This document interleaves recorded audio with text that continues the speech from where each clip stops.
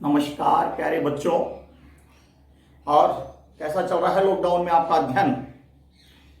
आज पढ़ाई की श्रेणी में हम आज हिंदी का पाठ माटी वाली विद्यासागर नौटियाल जी द्वारा लिखित एक कथा है। पाठ 4 है। पिछले तीनों पाठों का आपको अध्ययन भी करवा दिया और प्रश्न भी आपके लिए गृह कार्य के लिए दिए गए हैं। जहां तक मैं मानता हूं आप नियमित गृह कार्य कर रहे होंगे। शायद शीघ्र ही आपकी सारी कॉपी की जांचने के लिए हम आपको सूचना देंगे। गृह कार्य पूर्ण होना चाहिए। पढ़ाई में तत्परता रखें, शिथिलता न बरतें और जो भी कार्य आपको इस माध्यम से, मीडिया के माध्यम से दिया जा रहा है, आप उसे निरंतर करते रहें। माटीवाली के रचनाकार हैं विद्यासागर नौटियाल। शहर के सेमल का तप्पड़ मोहल्ले की ओर बनी आखिरी की खोली में पहुंचकर उसने दोनों हाथों से मदद से अपने सिर पर धरा बोझा नीचे उतारा। मिट्टी से भरा एक कंटर, एक महिला का वर्णन है जिसने अपने शरीर पर एक कंटर में मिट्टी ले रखी थी और अपने गांव के बाहर एक जो दूसरा मकान था उसमें जाकर के उसने उसको उतारा। माटी वाली टिहरी शहर में शायद ऐसा कोई घर नहीं होगा जिसे वह न जानती हो, क्योंकि जो फेरी लगा करके सामान बेचते हैं उनकी एक स्थिति होती है कि उसे हर घर वाले जानते हैं या वो हर घर वालों को जानती है, क्योंकि घर घर में आवाज दे के गली मोहल्ले में वो घूमती फिरते हैं। घर के कुल निवासी वर्षों से वहां रहते आ रहे हैं, किराएदार उनके बच्चे तलक। घर घर में लाल मिट्टी देते रहने से उस काम को करने वाली ये अकेली है, उसका कोई प्रतिद्वंदी नहीं। उसके बगैर तो लगता है टिहरी शहर में कई एक घरों में चूल्हों का जलना तक मुश्किल हो जाएगा। वह न रहे तो लोगों के सामने रसोई और भोजन कर लेने के बाद अपने चूल्हे चौके की लिपाई करने की समस्या पैदा हो जाएगी। भोजन जुटाने और खाने की राह रोज की एक समस्या है। घर में साफ लाल मिट्टी तो हर हालत में मौजूद हो रहनी चाहिए। चूल्हे चौकों को लीपने के अलावा साल 2 साल में मकान के कमरों दीवारों की कोबरी लिपाई करने के लिए भी लाल मिट्टी की आवश्यकता होती पड़ती रहे। देखो, जिस महिला की बात कर रहे हैं वो टिहरी गांव के अंदर एक वो महिला है जो गांव गांव में घर घर में ढाण ढाणे में जाकर के लाल मिट्टी बेचा करती है। और आपको पता है कि जिस तरीके से घर में, यहाँ की मान्यता है कि जिस तरीके से घर में खाने पीने के लिए रोजमर्रा की चीज की आवश्यकता है, वैसे ही हमें भोजन बनाने के बाद रसोई चूल्हे चौके को साफ लिपा पोती करने के लिए लाल मिट्टी की आवश्यकता है। प्रतिदिन चौके में तो लाल मिट्टी आवश्यकता ही, साथ में साल भर में 1-2 बार जब त्योहार आते हैं तो संपूर्ण घर को लीपने की प्रथा है, उसमें लाल मिट्टी का उपयोग किया जाता है। इसलिए उस क्षेत्र में घूम घूम करके मिट्टी बेचने वाली एकमात्र महिला है जिसका कोई तो प्रतिद्वंदी नहीं, कोई और कुछ नहीं। इसलिए एकमात्र वह महिला घूम घूम के मिट्टी बेचने वाली हर घर से परिचित है। शहर के अंदर कहीं खाटा खान नहीं है, माटा खान नहीं है। माटा खान का मतलब होता है वह स्थान जहां से मिट्टी खोद खोद, क्योंकि देखो ये लाल मिट्टी काली मिट्टी ये नीचे गहराई में मिलती है, तो काटा खान नहीं है। भागीरथी और भीलगना 2 नदियों के तटों पर बसे हुए शहर की मिट्टी इस कदर रेतीली है कि उसमें चूल्हों की लिपाई का काम नहीं किया जा सकता। 2 स्थान बताए गए हैं, भागीरथी नदी का तट और भीलांगना नदी का तट, जहां पे भूरी मिट्टी आती है। भूरी मिट्टी से कभी भी चौके की लिपाई नहीं हो सकती, नहीं किया जा सकता। आने वाले नए नए किराएदार भी एक बार अपने घर के आंगन में उसे देख लेते हैं तो अपने आप माटी वाली के ग्राहक बन जाते हैं। यानी स्थिति यह है कि जब उसके घर वाले देख लेते हैं तो मकान में कोई नया किराएदार आया, लॉज में कोई रहने के लिए आया, तो वो भी एक बार देख लेते हैं तो फिर बाद में वो उसके ग्राहक बन जाते हैं। और ग्राहक भी ऐसे कि भूलते नहीं है, अंत तक उसके लेने की राय में चलने वाले वे व्यक्ति बन जाते हैं और अपने माटी वाली के ग्राहक बन जाते हैं। घर घर आकर माटी बेचने वाली नाटे कद की एक हरिजन बुढ़िया माटी वाली, अब महिला का कर रहा हूं, नाटे कद वाली वह वृद्ध महिला हरिजन बुढ़िया माटी वाली। शहरवासी सिर्फ माटी वाली को नहीं उसके कंटर को भी अच्छी तरह पहचानते हैं जिसमें माल ढोया जाता है। रद्दी कपड़े की मोड़कर बनाए गए एक गोल डिल्ले के ऊपर लाल चिकनी मिट्टी से बुलबुले भरा कनस्तर टिका रहता है। उसके ऊपर किसी ने कभी कोई ढक्कन लगा हुआ नहीं देखा। मिट्टी के ऊपर क्या तो ढक्कन लगाना नहीं देखा। अपने कंटर को इस्तेमाल में लाने से पहले वह उसके ऊपरी ढक्कन को काट कर निकाल फेंकती है। पीपा जिसको बोलते हैं ना कंटेनर, पीपे की बात है। ढक्कन के न रहने पर कंटर के अंदर मिट्टी भरने और फिर उसे खाली करने में आसानी रहती है। कंटर को जमीन पर रखते रखते समय में घर के 9-10 साल की एक छोटी लड़की कामिनी दौड़ती हुई वहीं पहुंची और उसके सामने खड़ी हो गई, क्योंकि सर से बोझा उठाने के लिए किसी दूसरे का सहारा लिया जाता। जिस समय जहां मिट्टी दे रही है वहां पे एक 9-10 साल की बालिका दौड़ करके उसको देती है। मेरी माँ ने कहा जरा हमारे यहाँ भी आना। एक मेरी बालिका आकर के कहती है कि मेरी मम्मी ने कहा कि यहाँ आना, अभी आती हूँ। घर की मालकिन ने माटी वाली को अपने कंटर के माटी कच्चे आंगन में एक कोने पर उड़ेल देने को कह दिया। तू बहुत भाग्यवान है, चाय के टाइम पर आई है, हमारे घर भाग्यवान आया खाते वक्त। कह रही है कि जब चाय का वक्त उस समय तो आई थी। तो वह अपनी रसोई में गई और 2 रोटियां लेते आई। रोटियां उसे सौंप कर वह फिर अपनी रसोई में घुस गई। उस माटी वाली को 2 रोटियां दी जाती हैं।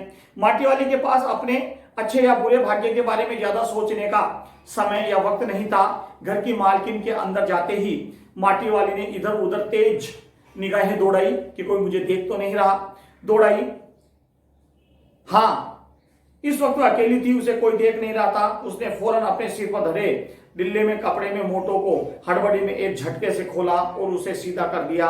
फिर इकरा खुल जाने के बाद वह एक पुरानी चादर में एक फटे हुए कपड़े के रूप में प्रकट हुआ, जो मंडासी बोलते हैं ना अपन, वो रख रही थी, उसको खोला रखा। मालकिन के बाहर आंगन में निकलने से पहले उसने चुपके से अपने हाथ में थामी 2 रोटियों में से एक रोटी को मोड़ा और उसे कपड़े में लपेट कर गांठ बांध दी। साथ ही अपना मुंह यूं ही चलाकर खाते रहने का दिखावा करने लगी। यानी 2 रोटियां दी, 2 रोटियों में एक रोटी को अपने उस कपड़े में लपेट करके सिर पे वापस रख लिया और मुंह को इस तरीके से दिखा रही थी जैसे आपने जो 2 रोटियां दी उसमें एक रोटी सूखी खा गई। घर की मालकिन पीतल के गिलास में चाय लेकर रोटी उसने गिलास बुढ़िया के पास जमीन पर रख दिया। ले सादावासी साग कुछ है नहीं, अभी सी चाय से निकल जा। माटी वाली ने खुले कपड़े के एक छोटे दूसरी गोलाई में पकड़कर पीतल का गर्म गिलास हाथ से उठाया। आपने देखा होगा गर्म गिलास को, पीतल को कपड़े को लपेट करके, उस गिलास के लपेट करके और फिर उसको उठा करके चाय पीने लगी। अपने होठों से गिलास के किनारे को छुआने से पहले शुरू में उसने अंदर रखी गर्म चाय को ठंडा करने के लिए सूसू करके फूंक मारी, उस पर लंबी लंबी फूंके मारी। तब रोटी के टुकड़ों को चबाते हुए धीरे से चाय सुड़कने लगी। यानी उसने खा ली, क्योंकि चाय गर्म थी। गर्म चाय होने के कारण उसने उस गिलास की चाय को थोड़ा सा फूंक मारा और उड़ेल दी। चाय तो बहुत अच्छा साग हो जाती है ठकुराइन जी।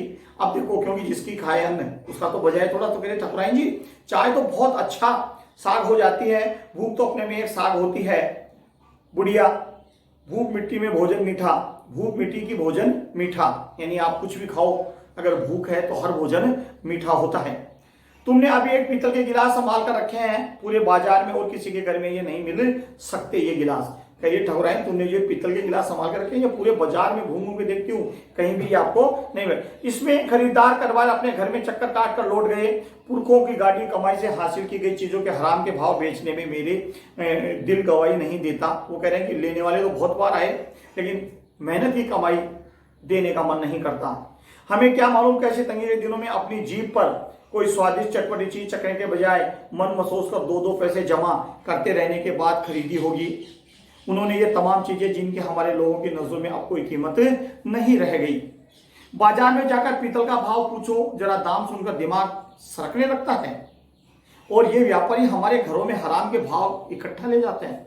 बड़ा व्यंग कर रही हैं कि ये व्यापारी देखो, हमारे पूर्वजों को पूछो कि कैसे इकट्ठा किया होगा, और ये व्यापारी आते हैं कि हराम के पैसे इनको हराम की लगती है ला करके ले जाते हैं। तमाम बर्तन भांडे, कांसे के बर्तन भी गायब हो गए हैं सब घरों से।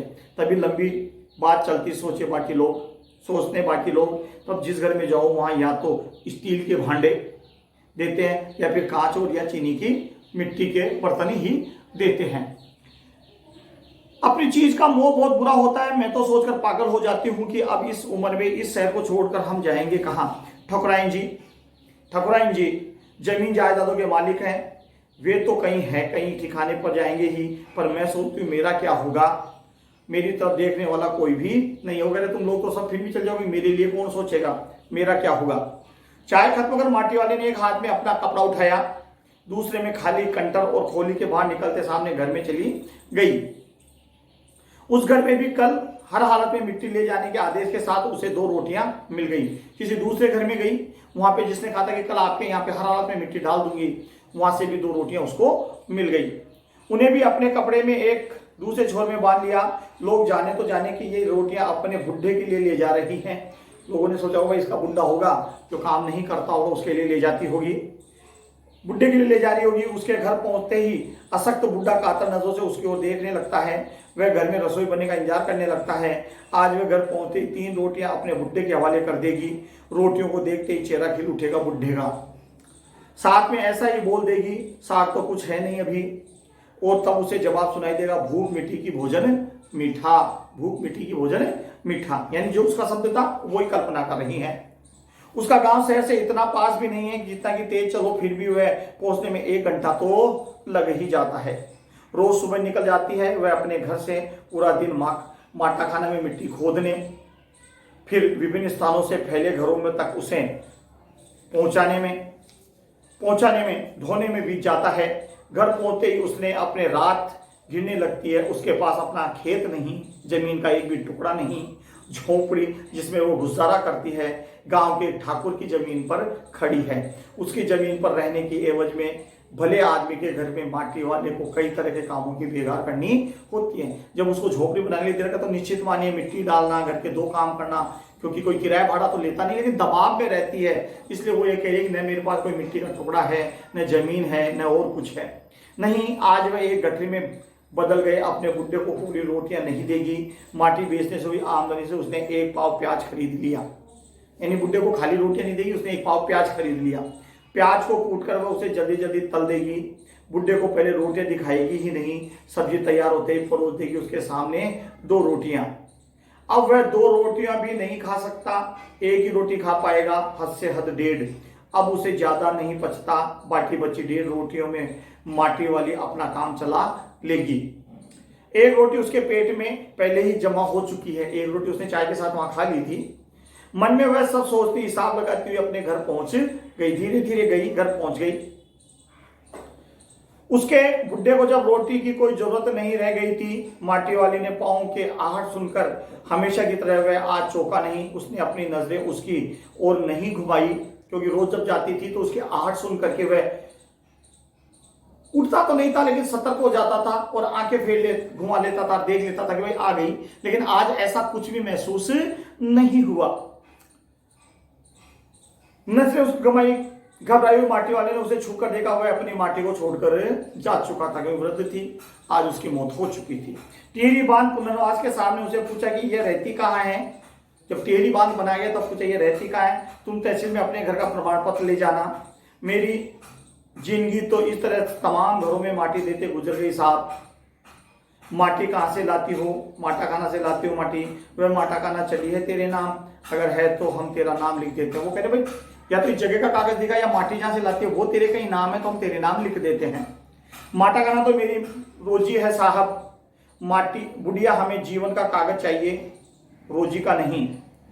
हमें जमीन का कागज चाहिए, क्योंकि देखो सरकारी कागज टिहरी बांध बनाता तो उसको कहीं ना कहीं दे देंगे, लेकिन ऐसा नहीं था। बांध बनने के बाद मैं कहाँ जाऊंगी साहब, इस बात का फैसला तो हम नहीं कर सकते। यह बात तो तुझे खुद ही तय करनी पड़ेगी। देखिए कितनी वृद्ध के साथ आज वो सोची कि मैं जब आप मेरी झोपड़ी उजाड़ देंगे तो फिर मैं कहाँ जाऊंगी। टिहरी बांध की 2 सुरंगों में बंद कर दिया गया है। शहर में पानी भरने लगा है। शहर में आपाधापी मची। शहरवासी अपने घरों को छोड़कर वहां से भागने लगे।